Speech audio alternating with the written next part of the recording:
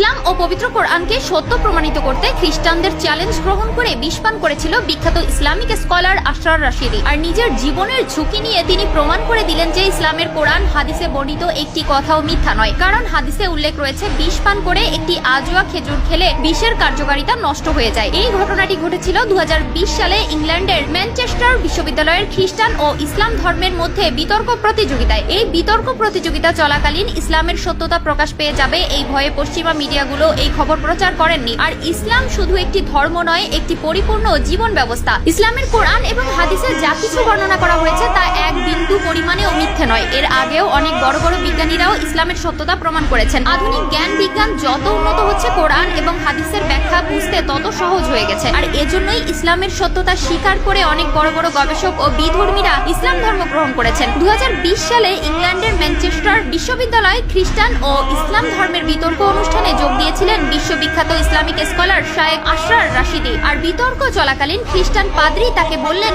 আপনাদের হাদিসে উল্লেখ রয়েছে বিষ পান করে একটি আজোয়া খেজুর খেলে বিষের কার্যকারিতা নষ্ট হয়ে যায়, তো এই কথার কি যুক্তি প্রমাণ রয়েছে আপনাদের কাছে? তাদের সামনে দেওয়া হলো এক বোতল বিষ। মুসলিমদের কাছে এমন প্রশ্ন ছুড়ে দেওয়ার কারণে কোনোভাবে তা হজম করতে পারেননি আশরার রাশিদি। আর আশরার রাশিদি নিজের জীবনের ঝুঁকি নিয়ে সেই বিষাক্ত বিষ পান করেন এবং একটি আজোয়া খেজুর খেয়ে নেন। আলহামদুলিল্লাহ, তার শরীরের বাহিরে ও ভিতরে এক বিন্দু পরিমাণেরও ক্ষতি হয়নি। কথায় আছে, রাখে আল্লাহ মারেকে। সেদিন এখানে উপস্থিত সকলেই অবাক হয়ে গিয়েছিলেন। আর কিভাবে সকলের সামনে বিষ পান করেও বেঁচে আছেন আশরার রাশিদি। তাহলে প্রিয় নবীর বর্ণিত হাদিস সম্পূর্ণ সত্য এবং ইসলাম ধর্ম পৃথিবীর মধ্যে সত্য ধর্ম, কিন্তু দুর্ভাগ্যবশত পশ্চিমা মিডিয়াগুলো এটির অপপ্রচার করেন, লুকিয়ে ফেলেন আসল তথ্য। কারণ তারা যদি এই খবরটি প্রচার করতেন, ইসলামের সত্যতা গোটা বিশ্ববাসীর কাছে স্পষ্ট হয়ে যেত। কিন্তু এই ভিডিওটি পোস্ট করা হয়েছিল ইসলাম প্রতিদিন নামক একটি ফেসবুক পেজে। 9 মার্চ 2020 সালে আপলোড করা ভিডিওটি 16 মার্চ পর্যন্ত 65,000 বার শেয়ার